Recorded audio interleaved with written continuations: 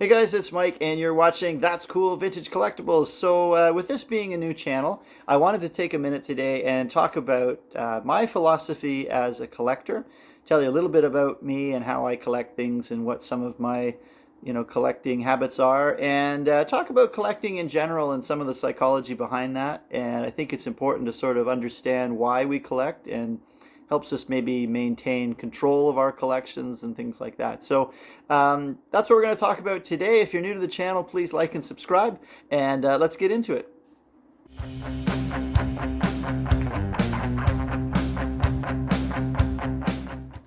So one of the questions I've been asked more than a few times is why I collect things. It certainly can seem a little strange. It can seem a little bit eccentric to people who don't collect. To others who do collect, it's perfectly normal, and we understand this. And if you're watching this channel, you're one of those, I'm sure. But I thought I'd break this down into a few key points and just to help me kind of explain to you my philosophy on collecting and why I like to collect certain things. And it helps me to clarify and keep my collection in order and in check. One of the things I enjoy the most is the knowledge and learning that comes from collecting. And I like learning about history. I like studying history and reading about it. And I like to tie in history with physical objects that I can have and curate and own. I think it increases brain power and memory. I think it's really good for you to learn something outside of what you're normally thinking about. And it broadens your perspective on things, and certainly, learning about historical events and things in whatever genre you collect is knowledge, and knowledge is always a good thing. So the first thing I like to kind of say, well, why do you collect, is I like to build my knowledge and to have a piece of that historical knowledge here, I enjoy. So knowledge and learning is number one on my list for why I collect. Okay, next up on my list of reasons why I collect, number two would be nostalgia. And remembering a time from your youth, or an experience you've had in your life, and kind of revisiting it through a collectible is a great way to do that. I think the driving force behind most people's collection is nostalgia.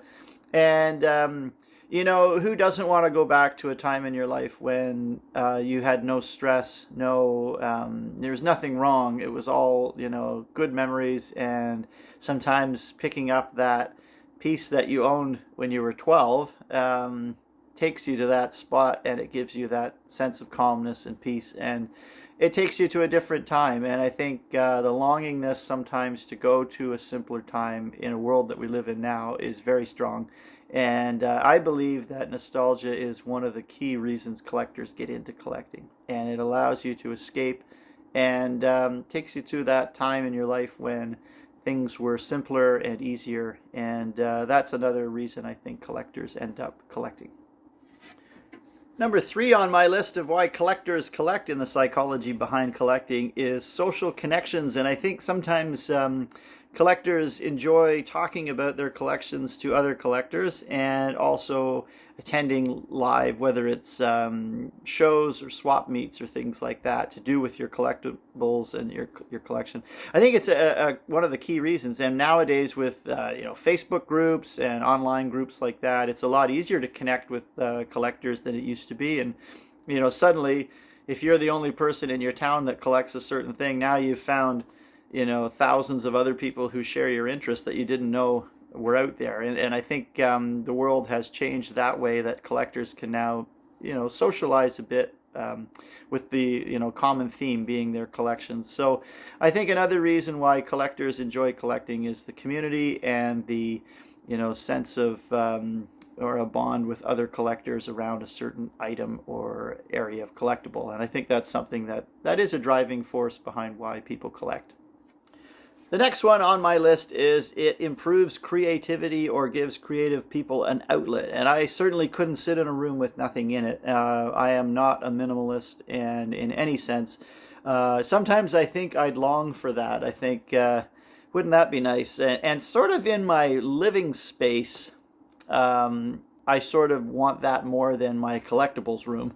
But I think it would be awfully boring to sit in a room that was painted white with, bare bones, anything happening on there. And that's not the person I am. And I enjoy the stimulation I get from being in a room surrounded by objects and colors and things that I like. And as a creative person, I think that's something that drives our creativity. It makes you more creative yourself. You have to think of ways to curate and display your collection. You have to think of ways to collect that. What are you setting out to do? What is your kind of mindset behind that? Being creative in general is something that I think in today's world is a little bit more difficult, because everything is presented to you already very fast, and young people don't have to think about things as much anymore. It's very fast moving, and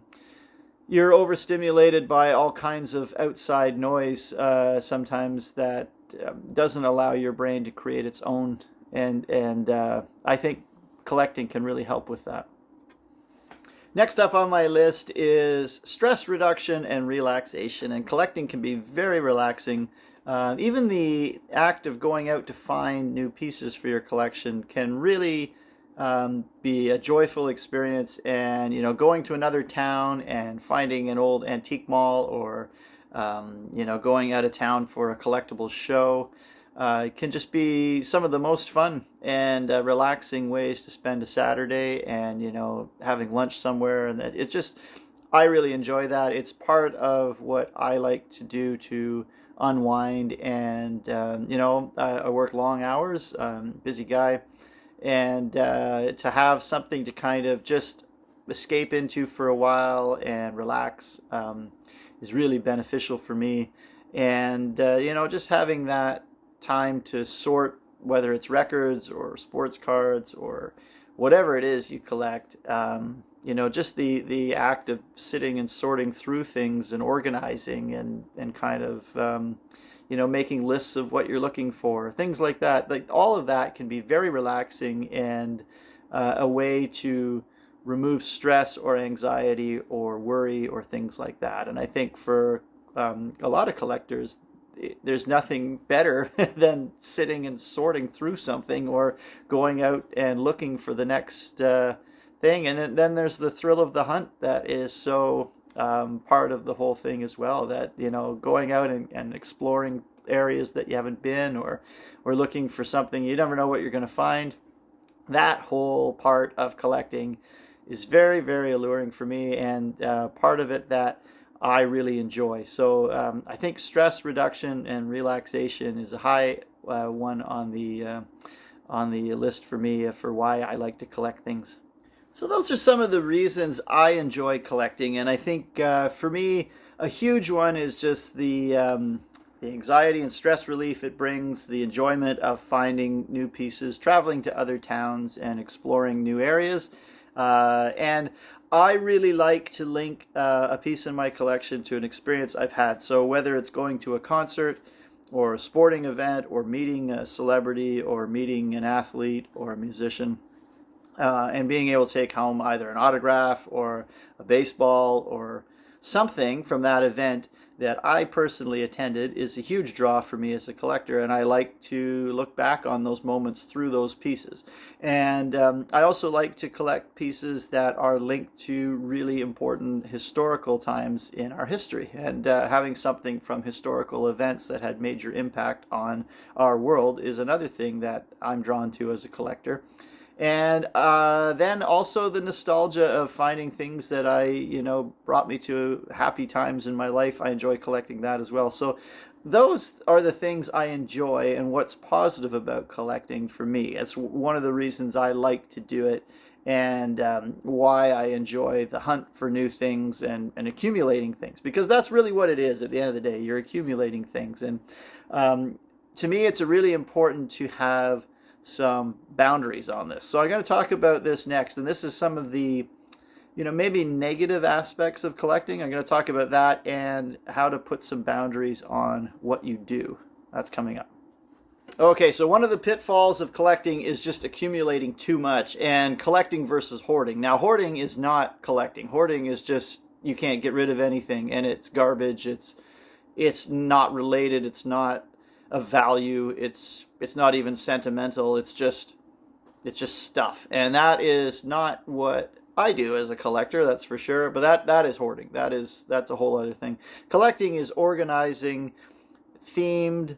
It's with a point. It's with a checklist. It's with a targeted thing. And when it gets to be too big, knowing when to say that's enough of that. And that is a part that a lot of collectors you see just go way too much. So I have a music studio, and it is a restored log cabin.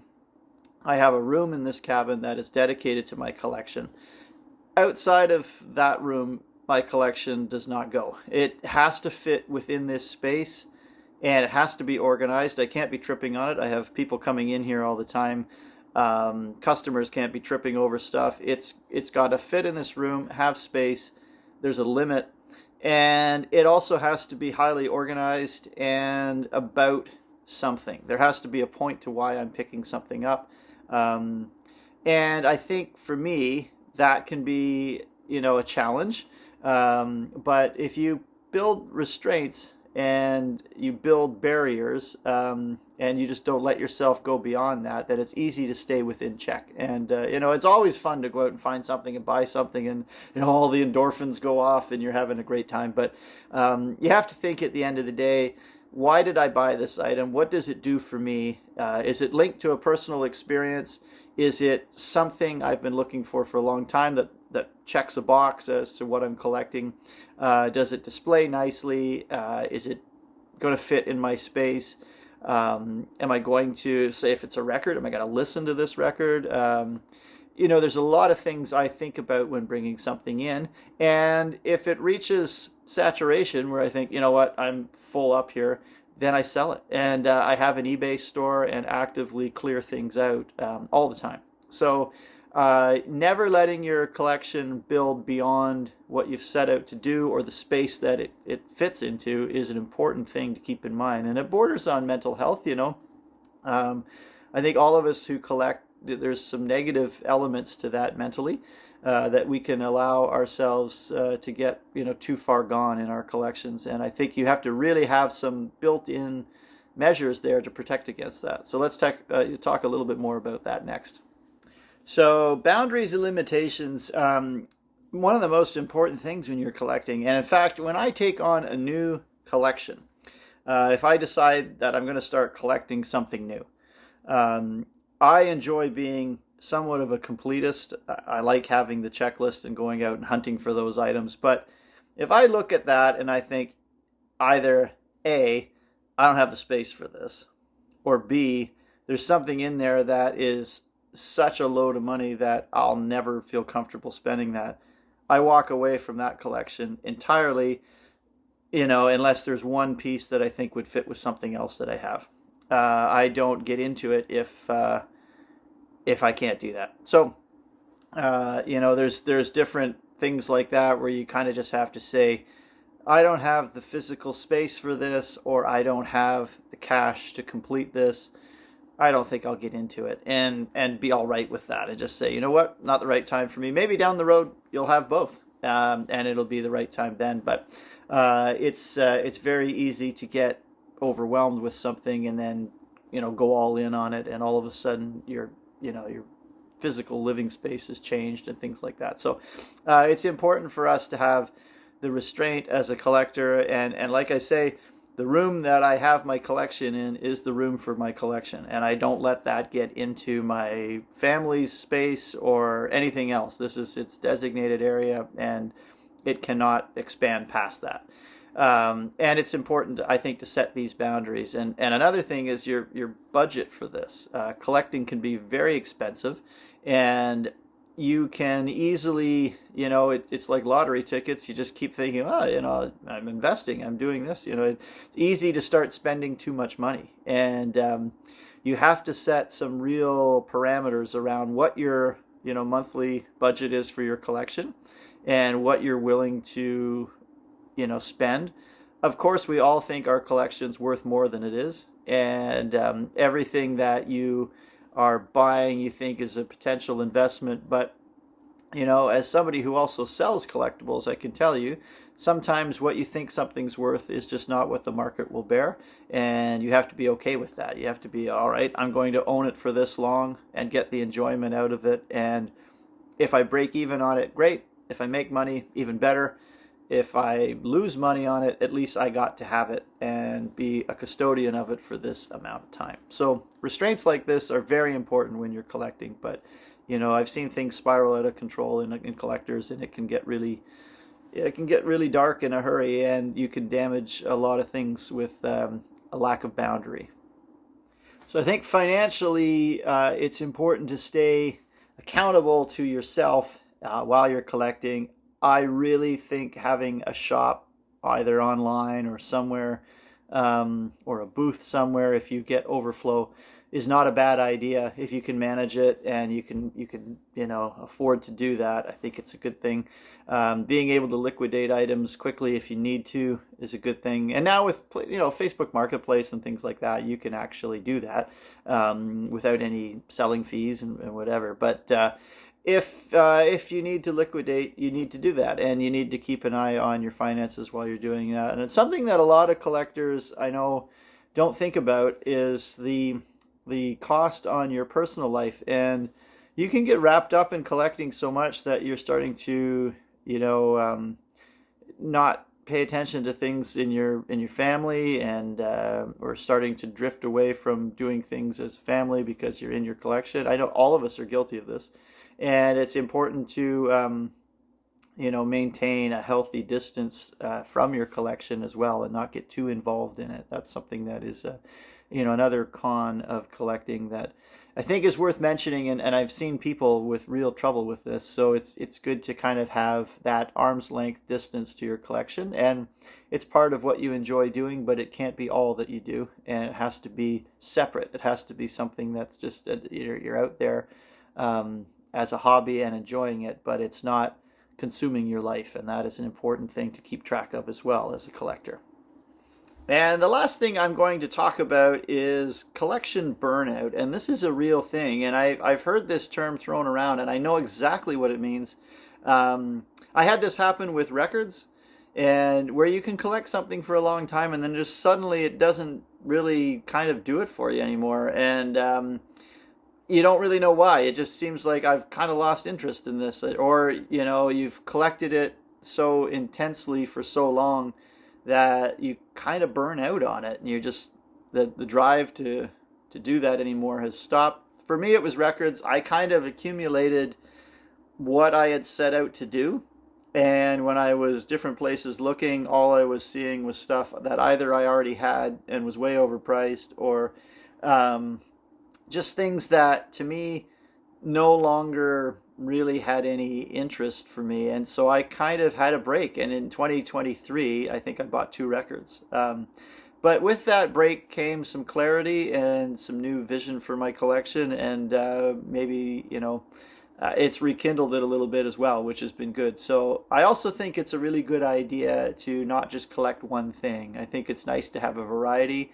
So when you're out looking, you have more options. I used to just collect only rock and roll items, and where I live in Ontario, in Canada, is it's pretty barren landscape for some of that, and the frustration of going out and finding nothing time after time after time. It kind of became where I was like, I kind of want to branch out. I'm seeing all kinds of this stuff, or some of this stuff, and maybe I'll collect that. So it's nice to have a few different things, and it helps you avoid the burnout as well, because you're doing different areas of collecting and involved in different things, and it just makes it more fun, makes the hobby more interesting. So that's my tips, and also remember, it's your collection. Don't try to keep up with the Joneses. Don't try to just do what somebody else is doing. You don't know their situation or their income and all that stuff. Collect what you enjoy and collect what's fun for you. And I think that is the whole, that's why we do it. It's supposed to be fun. It's a hobby. It's supposed to be that. So that's my philosophy on collecting and some tips. And I hope you enjoyed that or got something out of it. I know sometimes it's good to just sort of reflect on what you're doing and pause and kind of, you can get into buying mode so much that we sort of lose track of what we're doing it for, and the purposes behind it. So that's some of my tips and philosophies on collecting. I hope you enjoyed that, and like and subscribe and keep on collecting.